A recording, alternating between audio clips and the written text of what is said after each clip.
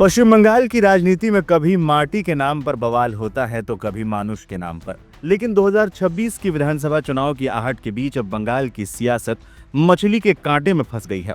एक तरफ देश के गृह मंत्री अमित शाह बंगाल के दौरे पर हैं, तो दूसरी तरफ मुख्यमंत्री ममता बनर्जी ने ऐसा बयान दे दिया है जिसने कोलकाता से लेकर दिल्ली तक खलबली मचा दी है। ममता ने सीधे तौर पर बीजेपी पर खान पान की आजादी छीनने का आरोप लगाया, लेकिन दिलचस्प बात यह है कि ममता ने इसके लिए सहारा लिया है पड़ोसी राज्य बिहार का।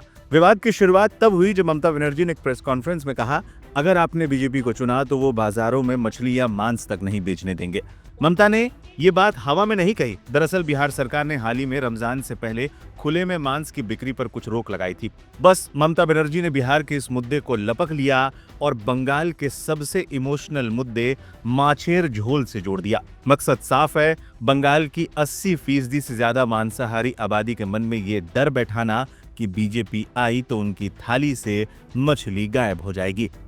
बाजारे माछ बिक्री होबे ना, बाजार में मछली की बिक्री नहीं होगी, मांस नहीं बिकेगा। अगर आपने उन्हें चुना तो वे बाजारों में मछली या मांस तक नहीं बेचने देंगे। मैं शाकाहारियों का सम्मान करती हूँ, लेकिन इसका मतलब ये नहीं कि पश्चिम बंगाल में मांस की बिक्री पर प्रतिबंध लगा दिया जाए। নিরামিষ খাই, আমরা অনেক নন বেঙ্গলি বন্ধু আছে, আমরাও খাই, কখনো কখনো পুজো পার্বণে। राजनीतिक जानकारी की माने तो ये ममता बनर्जी के 2026 चुनाव के लिए सोची समझी रणनीति है। बंगाल में रविवार की दोपहर मछली भात के बिना अधूरी मानी जाती है। ऐसे में ममता बीजेपी को एक ऐसी बाहरी और कट्टर पार्टी के रूप में पेश करना चाहती है जो बंगाल की संस्कृति और खान पान के खिलाफ है। अमित शाह के दौरे से ठीक बीच में दिया गया यह बयान संयोग नहीं बल्कि एक सियासी प्रयोग है। ममता के इस हमले पर बीजेपी भी चुप नहीं बैठी।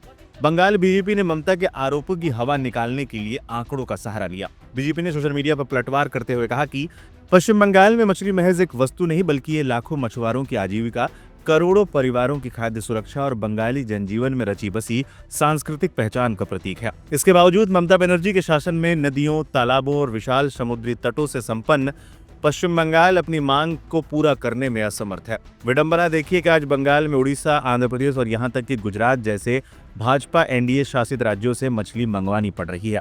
जहां तक मांस का सवाल है तो ओडिशा, असम और त्रिपुरा में भाजपा की सरकारें हैं और शेष पूर्वोत्तर भारत में एनडीए गठबंधन की सत्ता है। वहां हमने कभी भी चिकन, मटन या पोर्क के सेवन पर कोई प्रतिबंध या रोक नहीं देखी है।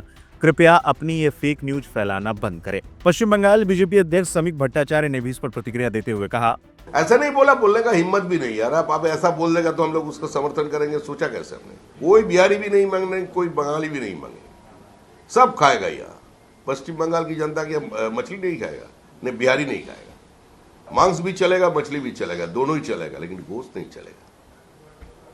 वो खुलेआम जैसे अभी बेच रहे हैं, वो भाजपा के शासन में नहीं चलेगा। बीजेपी के आरोपों पर पलटवार करते हुए टीएमसी ने लिखा, चुनाव करीब आते हैं, ऐसा लगता है बीजेपी को अचानक बंगाली जीवन में मछली के आर्थिक, सामाजिक और सांस्कृतिक और भावनात्मक महत्व की याद आ गई। अब अपनी साख बचाने और पुरानी गलतियों पर पर्दा डालने के लिए जल्दबाजी में की गई लीपापोती सामने आ गई है। लेकिन ये 21वीं सदी है और यहाँ कुछ छिपता नहीं है। हर बयान, हर फरमान और हर कार्रवाई दर्ज है।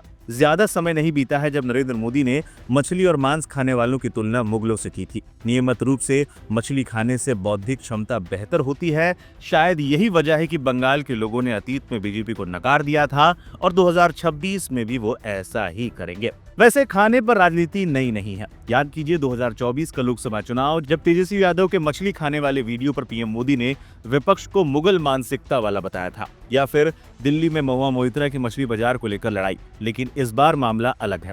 2026 का चुनाव सामने है और ममता बनर्जी ने मांच को ढाल बनाकर बीजेपी पर सांस्कृतिक हमला कर दिया है। अब सवाल यही है कि क्या ममता बनर्जी का यह दाव 2026 में काम करेगा? क्या बंगाल की जनता वाकई ये मान लेगी कि बीजेपी उनकी थाली पर नजर गड़ाए बैठी है, या फिर बीजेपी अपने विकास और ममता सरकार की नाकामी के तर्क से इस मछली जाल को पाट पाएगी? इतना तो तय है कि बंगाल का अगला चुनाव सिर्फ विकास पर नहीं बल्कि थाली पर भी लड़ा जाएगा।